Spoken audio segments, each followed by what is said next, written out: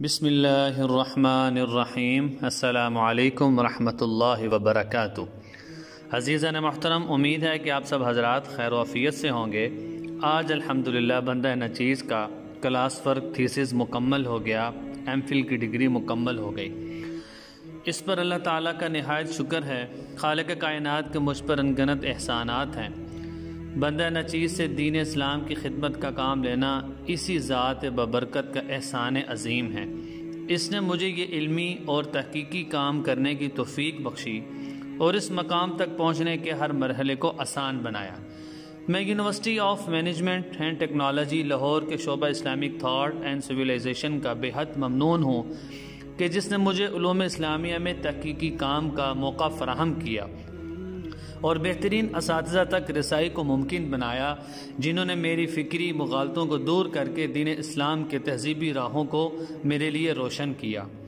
میں اس تحقیقی کاوش کی بنا پر اسلامک تھاٹ اینڈ سویلائزیشن کے تمام اساتذہ، سر ساجد، سر سمیع اللہ اور ڈاکٹر حمیرہ، چیئرمین محترمہ ڈاکٹر طاہرہ بشارت صاحبہ کا بھی شکر گزار ہوں، اور بالخصوص اس مقالہ میں سپروائزر میم حنا قلبی صاحبہ کا بے حد ممنون ہوں کہ جن کی اس مقالہ نگاری کے دوران لمحہ بلمحہ نگرانی، معاونت اور انتہائی قیمتی ہدایت اور مشوروں سے یہ مقالہ تکمیل کے مراحل تک پہنچا۔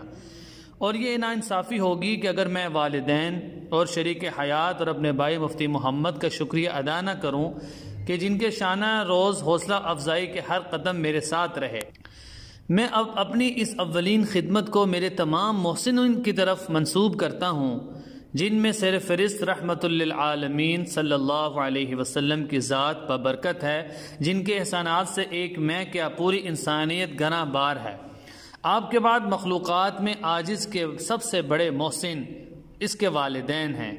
پوری زندگی کی کوشش کے باوجود ان کے احسان کا بدلہ نہیں دیا جا سکتا۔ ان کی فکروں، دعاؤں اور توجہات ہی کا یہ پھل ہے کہ آج بندے نے ایک علمی کام اپنی بساط کے مطابق انجام دیا۔ میرے مشفق و مہربان اساتذہ بھی میرے محسنین میں ایک نمایاں مقام رکھتے ہیں۔ آخر میں دعا کرتا ہوں کہ خدائے بزرگ و برتر تمام ان لوگوں کے علم و عمل میں برکت عطا فرمائے جس نے کسی بھی اعتبار سے میرے اس تحقیقی کام میں معاونت فرمائی ہو، اور میری اس کاوش کو آخرت کی نجات کا اللہ تعالی ذریعہ بنائے۔ میرے اس موضوع کا عنوان فن تجوید کے عوامی سطح پر عدم فروغ کے اسباب اور ان کا حل تھا۔ یہ کتاب 192 صفحوں پر مشتمل ہے اور 4 ابواب اس میں ذکر کیے گئے ہیں۔ امید کرتا ہوں کہ پڑھنے والوں کے لیے اللہ تعالیٰ اس کتاب کو نافع بنائے، اور جو کچھ اس میں لکھا گیا ہے اللہ تعالیٰ بندہ نچیز کو بھی اس پر عمل کرنے کی توفیق نصیب فرمائے۔ السلام علیکم ورحمۃ اللہ وبرکاتہ۔